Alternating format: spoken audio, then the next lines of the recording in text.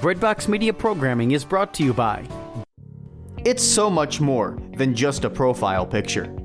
At Catholic Singles, our platform offers you many opportunities to get to know the person behind the picture. Sign up today at CatholicSingles.com.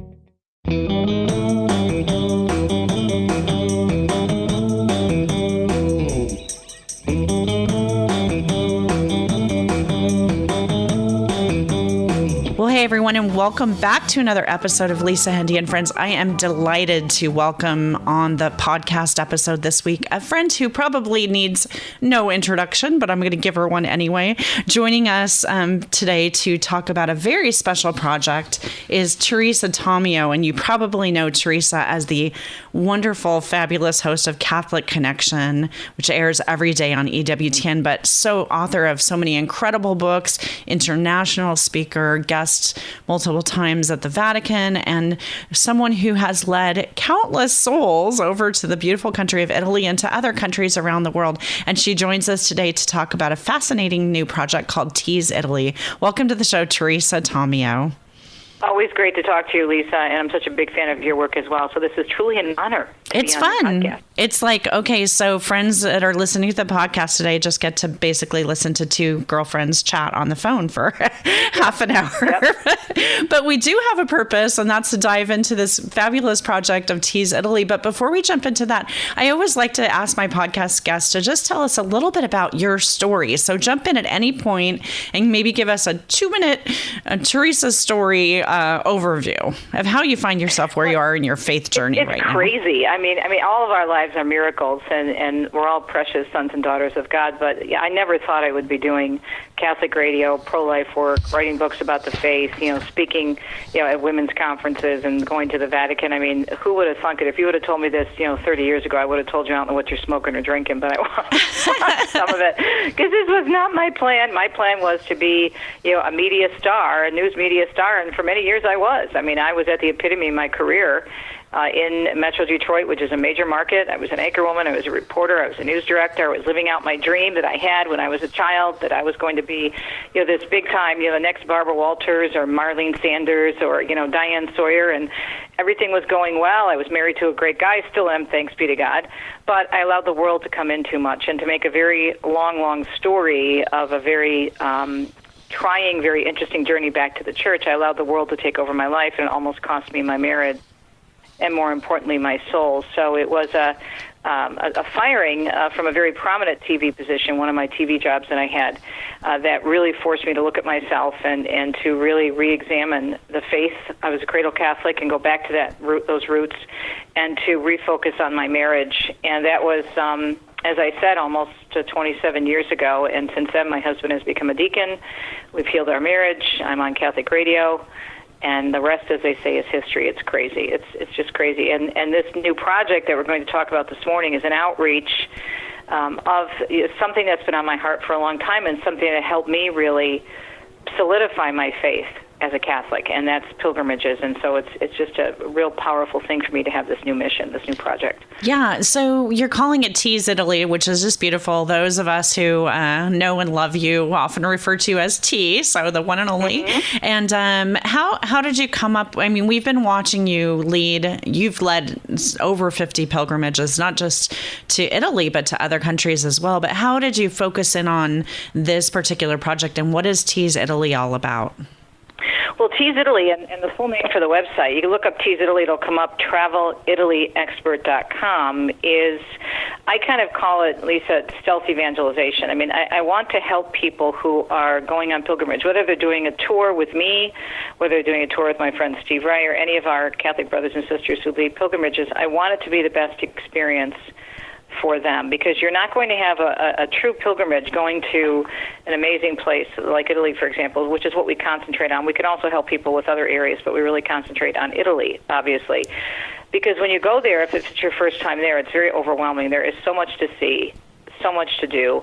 And if you don't know how to get between the different cities, what time the churches are open, when is Mass offered, when can I see this, when can I see this relic, it can be very, very stressful And so your pilgrimage experience is not going to be as much of a pilgrimage because you're going to be so overwhelmed by all the details. And I found myself over the years in traveling there, leading pilgrimages, but also going on my own because of my Italian Catholic heritage, learning so much in my own research, preparing for the pilgrimages and the trips, that I found so many listeners of mine calling me, emailing me, saying, help me, can you do an itinerary for me? Or I've got somebody that I'm bringing who's not really all there in the Catholic faith. How can I still plan this? And so I was advised by our partners at Corporate Travel, which work with us at Tees Italy.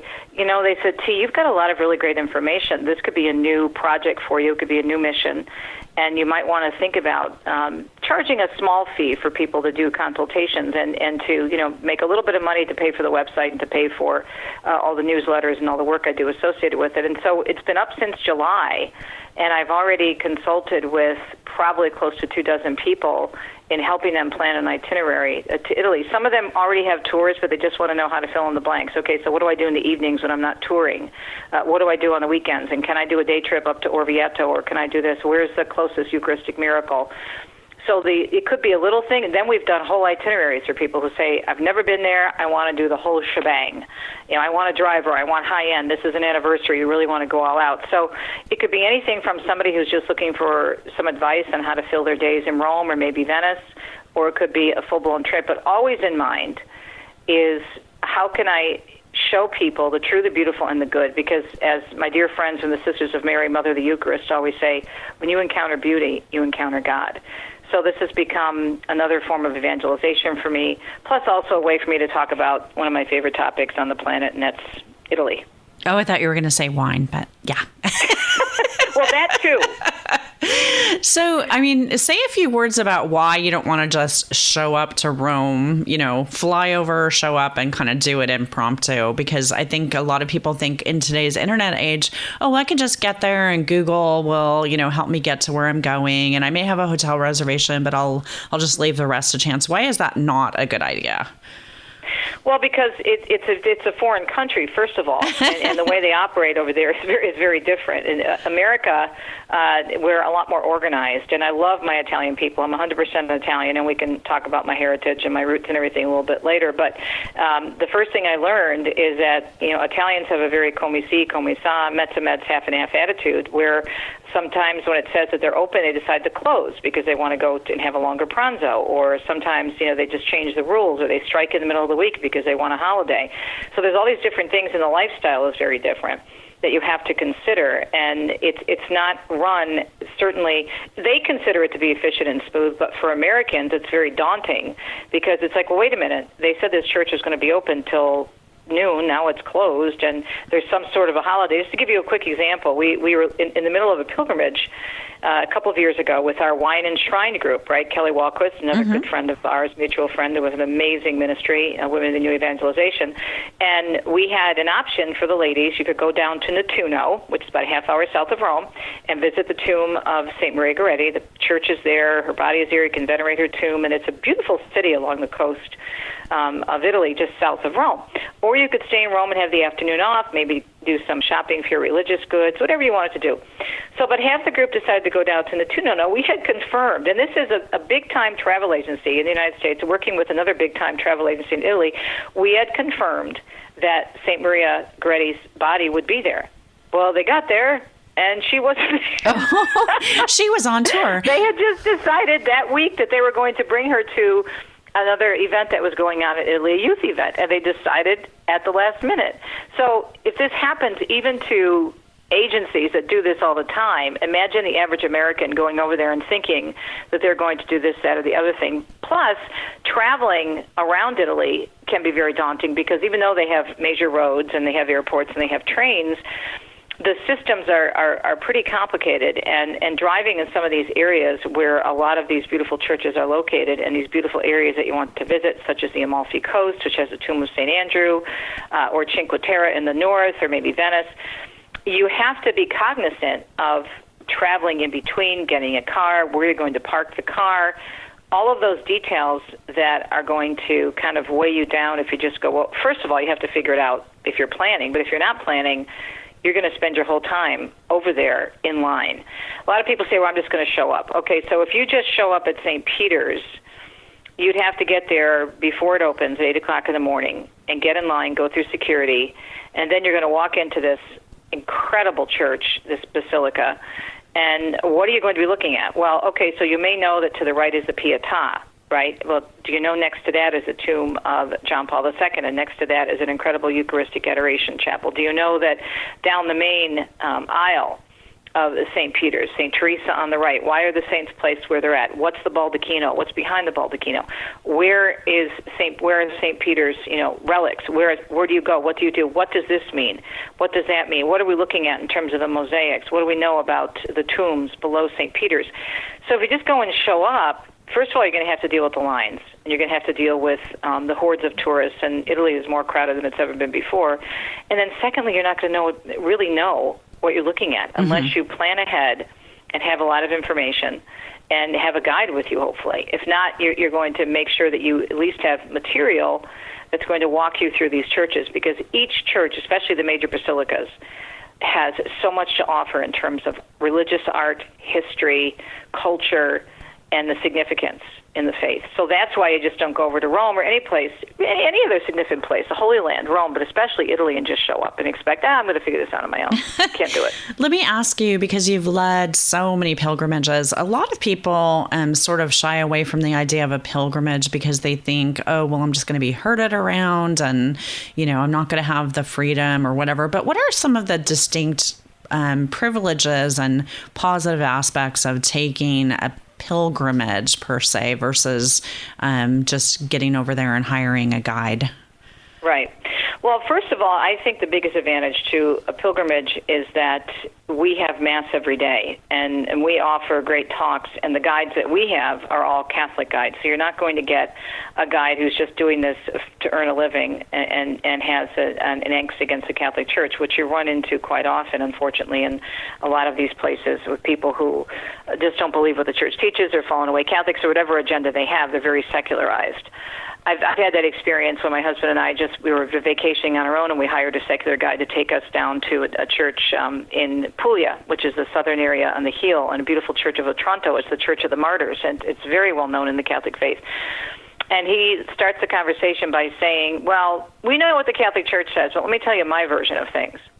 Well, he changed his tune when I said, you know what, let's go with the reality of the situation, not your personal version, because this is what I do for a living, and my husband's a deacon in the church, so we know the history here, so let's stick to reality. And all of a sudden, he was like, oh, okay, I can't sell you my agenda. So that's one thing you're going to get with not all, but some secular guides are going to ignore the actual history and the significance of the church history in particular. Secondly, when you're on a pilgrimage, everything is organized for you. And you're not, a lot of people think, as you just described, Lisa, that you're herded around. But what you're given is plenty of time, decent time to get up in the morning. The masses are scheduled. You have a mass with your own priest that's on the bus with us, who's sharing the journey with you. And when you go to the churches, you have Catholic guides. We don't use anything but solidly Catholic guides. So we're taking people on these experiences, and you don't have to worry about, oh my gosh, am I going to be in a decent hotel? Oh my gosh, am I going to make it to this site on time before it closes? Oh my goodness, what am I going to learn here? And then what we also do, and I insist on all of my trips, is we build in a lot of free time. So you have, let's say, a full day of St. Peter's and the major basilicas, and then we give you the rest of the day. You have, let's say, we start at like 8 o'clock, have Mass, do the tour at St. Peter's. Maybe we'll include the Vatican museums that day, and then we'll give you the rest of the afternoon off. So you have the afternoon and the evening. Now, we do include some meals. The group meals are great, too, but we usually give people 2 to 3 nights on their own to explore the areas that we're traveling in. But in addition to that, we give you ideas. And what's funny about it is this has happened so often that even in the free nights, the bonding that takes place, because people come together, they may be strangers from all over the country, not know each other, but they're there for the same purpose, to grow in their faith, to grow closer to Christ and the church. And there's this great buzz that happens. So where are you from? And, oh, this is great, and what does this mean to you? And so many times, as was the case with our last pilgrimage for the ladies that Kelly Walquist and I did, we're on their email chain, and they're hanging out together, not only online, they're visiting each other, they're sharing different stories about families. So there's this bonding that occurs because you're all there for the same reason.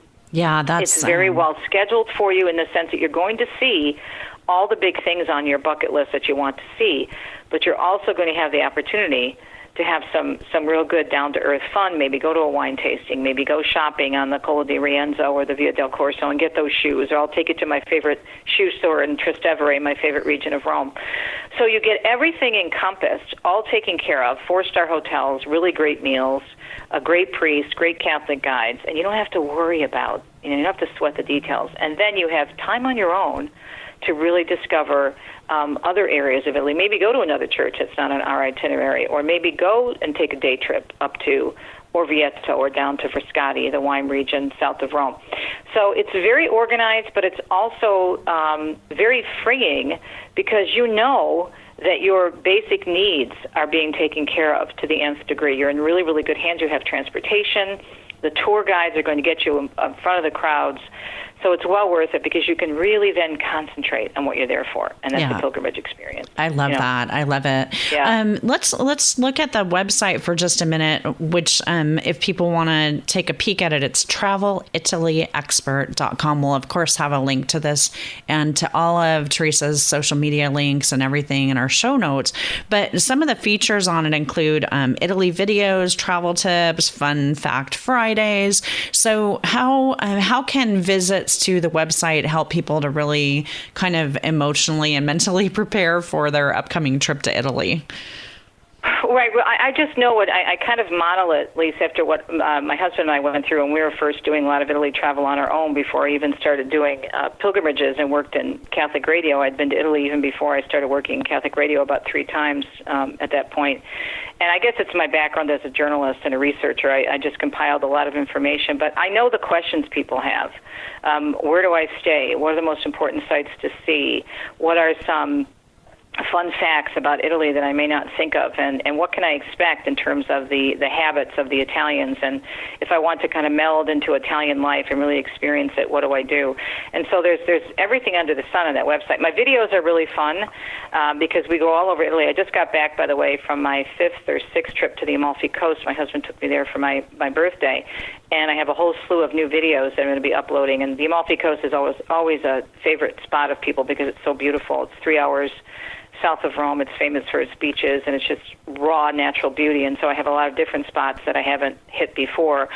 So the videos are great because they literally take you there. And even if you can't go, let's say, for a couple of years, you can at least kind of experience it vicariously through the videos. I have great articles that I've written, blogs that I've written. We have a newsletter you can sign up for free.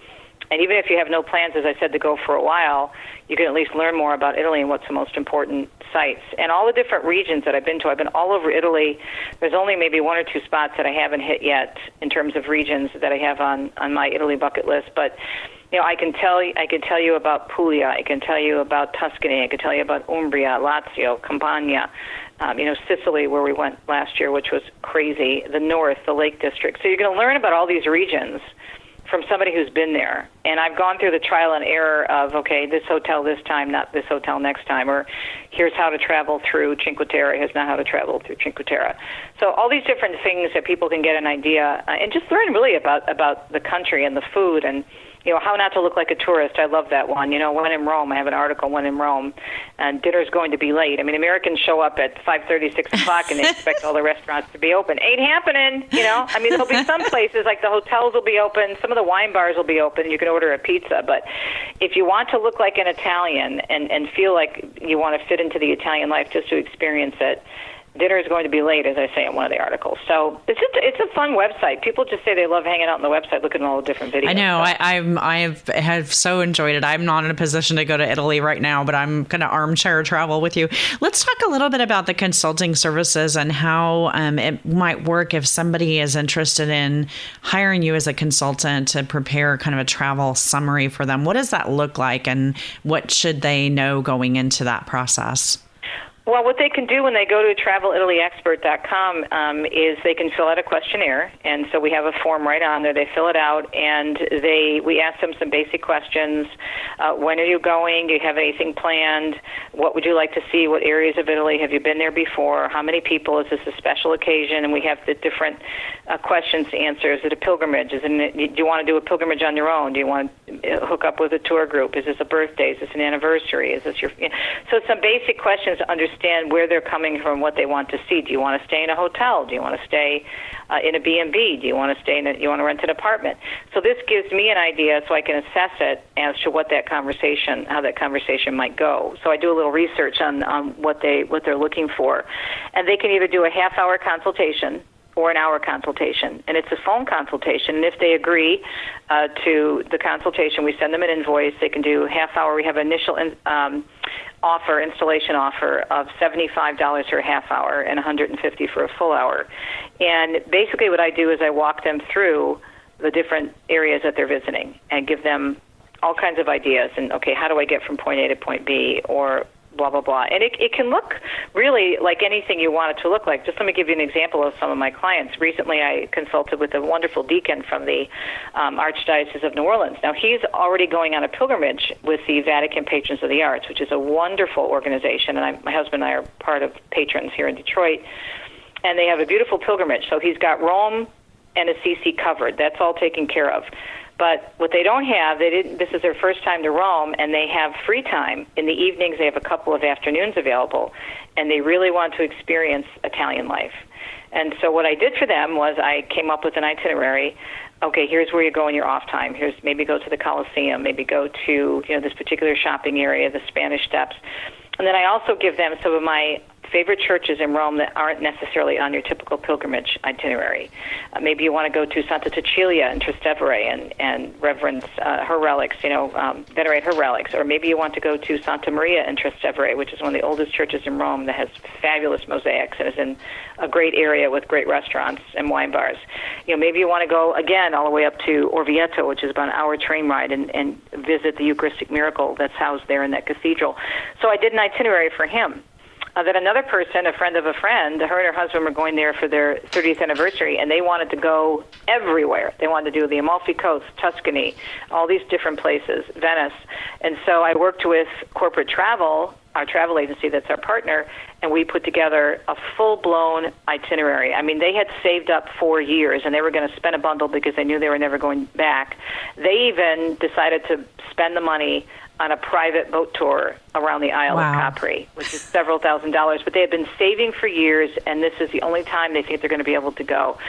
So I could do as little as you just want a few days. We can talk for half an hour. You want a full-blown trip. Usually it's an hour consultation.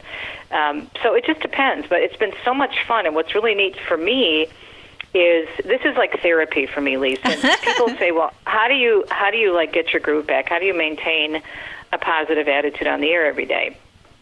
Italy brings me such joy, mainly because of my Catholic heritage and my love of the saints. I love the saints. And everywhere you go in Italy, every time you turn around, there's another, even a small, teeny church in a teeny tiny town has some sort of an icon or obviously relics below the altar, but so much incredible beauty and history, each town celebrating a particular saint in a particular way. And on top of that, my Italian roots, I was able to, through Ancestry.com, and I had known this through my grandparents, but I was able to confirm everything. And I've traced my roots, and I've been to all the towns of my heritage, even spending the night in my mother's hometown and visiting the house where her father was born, my grandmother's father was born, visiting the church where her parents were married, getting the actual records from the courts, and then visiting my father's family town of Reggio Calabria, another town where my mother's father was from. My husband's roots we've traced. He's also Italian. And yet the raw beauty of the country. And I've been blessed to go all over the world. I've been to Greece. I've been to the Holy Land, which I also love. I've been to Poland. I've been to France. But the raw beauty of Italy, I don't think is surpassed by too many places, especially with the hill towns, for example, in Tuscany and Umbria, or the Lake District in the north, and in the mountains and the water also in the south. I mean, it's just incredibly naturally beautiful, and so it hits me on all levels. It hits me on my faith level, number one, that God created all this, and number two, you see the churches, and then my Italian roots come in. So for me, it's where I get my groove back, and it's what keeps me going. And I love talking about it, and I'm blessed that I have my husband says I have a photographic memory. I don't think so. I just think I'm trained as a journalist to remember details. But when I'm consulting with people, it's rare that I have to actually go on the computer and look something up, because I have so many images of Italy just, emblazoned on my It's on in my your heart. brain. That's amazing. In my heart, I can walk Yeah. them through, and I could say, you want to see this, you don't want to see this, you want to see this, and I could say, okay, when you get to this town, there's this great wine bar off to the right, you got to go, and you have to have, their happy hour because they have all these great, appetizers. Or I could talk about this, you got to go to this church. Nobody ever goes here, but you have to go to this church. Yeah. And it brings me such joy. And now it's something I can do and help people with, and hopefully even, you don't make much money in Catholic radio, so I try to have a little bit of extra income, and we don't charge much, and then at the end of the consultation, it's like that Ginsu knife commercial, but wait, there's more. We actually give them a huge PDF and a Word document, and I just finished one for a woman that's 23 pages long. Wow. With everything we discuss in the consultation. Links to websites, my favorite restaurants, my favorite hotels, my favorite shops, places to shop, things to do, and tour suggestions. And they get that, they can print it up, they can download it and keep it on their phone, and that's theirs for consulting with us at Tees Italy. So you get a ton of information, and people afterwards are saying, oh my gosh, this is like crazy, all this information you give us. But I want people to have that, and I want them to hopefully think about maybe going back to Italy again and bringing other people with them. And really the whole goal here, the bottom line, is another form of evangelization. Yeah, Again, let's talk about that for a minute. Beauty. I want to ask you, and of course, friends, we're talking to Teresa Tomeo, and again, the website that you want to visit is travelitalyexpert.com. So T, you use that phrase stealth evangelization, and I know you've heard this question on the air as I hear it when I speak every time, which is the kind of the big question is, how do we get youth and young adults re-engaged or engaged possibly for the first time in the church? And I'm thinking about a lot of families who spend a ton of money every year going to someplace like Disney World, thousands of dollars to go visit Disney. And I'm wondering, for families who want to take a trip over to Italy, maybe with teens or even elementary school students, how a trip like this might be something that can invigorate the imagination of a young Catholic person, and if it's practical for families to take a trip to Italy together. Well, sure, and I think I love that comparison that you gave to Disney World or Disneyland, which we know if you just do a quick look at the prices, you're going to spend probably more money if you're staying, especially down in Disney World and buying the packages that they have and staying at one of their properties. It can cost you anywhere, between, depending on how many people you're taking, $5,000 and $10,000, maybe even more, $1,000, right? If you're taking several kids and staying in a hotel and have to eat and buy the tickets to the different parks and whatnot. And not saying there's anything wrong with that. A lot of people want to take their kids for that for fun. Okay, fine. But if you're really trying to enhance their faith, Italy is a lot of fun too. I mean, there's great, and it's very exciting. And we just had a family. One of my first clients was a wonderful family, Catholic family, and she was taking her kids from age 10 to 22. And so what we did is we worked out an itinerary for the whole family. And this is a pretty faithful family, but she also said she wanted to bring her kids who were one son who had already graduated, 22-year-old, and one that was still in college, and then she had a teen and then a child who was in middle school. And so she was trying to kind of hit all levels. And so what we did was we did a combination of faith and fun. We got them a little mini boat trip on the Amalfi Coast, and we made sure they were taken to St. Andrews to see the tomb of, the great saint and apostle.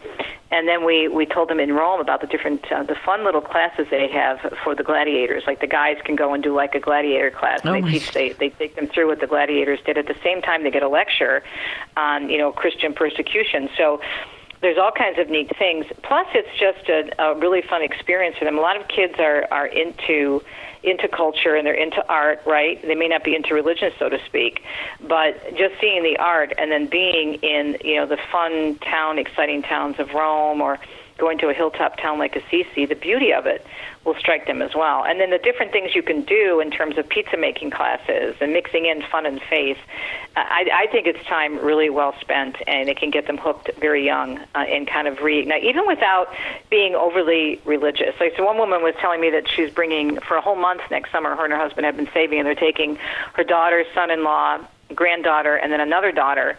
And there's two in the family. Two of the kids are not all that faith-filled, so she wants to mix it up a bit. She wants to have a wine tour. She wants to have a cooking class, and she still wants to, but they're interested in art, so we kind of set some things up to have a variety of different activities. So you can do a lot of fun things that still are reflecting the beauty of Italy and culture and art, and also reminding them of their Catholic roots. So I think it's money very, very well spent. And then when they go on in their life, and let's say they get to college and they're taking an art history class, 9 times out of 10 there's going to be something, some famous painting, some famous mosaic that's going to appear from the Catholic faith, especially from Rome, one of the famous churches around Italy. So I think it's a great way to spend money.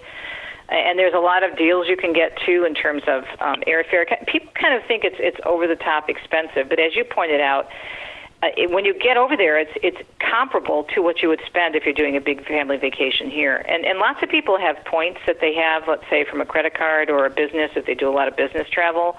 The couple that I said is spending all this money on this trip, the husband had all these points from business travel that he's using for the airfare, and he also had points because he had spent so much time in Marriott hotels. He had all these free points to get practically free accommodations, so they were able to spend the money on the boat tours and the other things they wanted to do. Goodies. So, there's all kinds of ideas on ways to save money. You can rent an apartment, which is a lot cheaper, and you don't have to eat out every night. It's kind of fun to go to one of the local markets, like go to Campo di Fiore during the day in Rome and get some fish or get some homemade pasta there that they sell and come home and try your hand at making a sauce. Or there's all kinds of ways to save money, but it's a great experience. I've had families come back and say, wow, we're so glad we did that with our kids. And that's why you keep going over and over again. Again, our guest today has been Teresa Tomeo, and we're talking about the website, travelitalyexpert.com. We're going to have links in our show notes. Teresa, I need to have you back on very soon to talk about all of your writing and speaking that you do. But I'm just wondering, as we close up our time together today, are there any kind of upcoming book projects, or how can people find you if they want to bring you out to speak to their group or their parish? I think the best thing to do is to go to my main website, and there's also a link on that website to Tease Italy, but my main website is teresatomeo.com, the great doctor of the church name, Teresa. Not that I'm a great doctor of the church, but it's Teresa of Avila, TeresaTomeo.com, or they can go to travelitalyexpert.com for the Italy portion. But to bring me in to speak, which I love to do, I'll just go there and all the information. Right now I'm praying about my next book project. I've got 14 books under my belt, and the next book, I'm thinking about one about Italy. I'm not sure. I'm also thinking about one about elder care that you and I have discussed off the record, behind the scenes, kind of a backstory. But I've been taking care of my elderly mom. It's really been very interesting, the journey that I've been on with this whole experience. So I don't know. I'm praying about the next book. The latest one, Beyond Sunday, is doing really, really well, becoming a 24/7 Catholic. But mainly right now, my big thing is really trying to get people to understand the beauty of pilgrimage and really thinking about going to Italy, because it is a lot more affordable than people think, and it is going to be some of the best money you're ever going to spend. So you've heard it, friends. Definitely check out travelitalyexpert.com. We're going to have links to the YouTube channel and to all of her links on social media, where you can kind of take a virtual trip to Italy and definitely check out the services that Teresa is providing. I would say no matter what your plans are for the upcoming year to be there, you definitely want to include consultation from a real expert who has such a beautiful faith life. Teresa, thank you so much for the gift of your time today, and just for everything you do to lift us up. I'm really truly grateful to have you as a mentor and a friend in my life. Well, ditto, girlfriend. You're a huge mentor for me, and thank you for all you do and all you do for moms out there too, Lisa. Thank you so much. Well, friends, definitely run over and check out travelitalyexpert.com. We're going to have links over at lisahendey.com for this and all the ways to get in touch with Teresa. Don't miss her daily on EWTN. She's such a fabulous host at Catholic Connection. For this podcast, we want to say a huge thank you to our friends at Breadbox Media. Definitely, friends, if you enjoy the show, hit the share button, send it to a friend, ask them to go to Italy with you. What the heck? And definitely you can find me on social media at Lisa Hendey. Until next time, have an awesome week. God bless.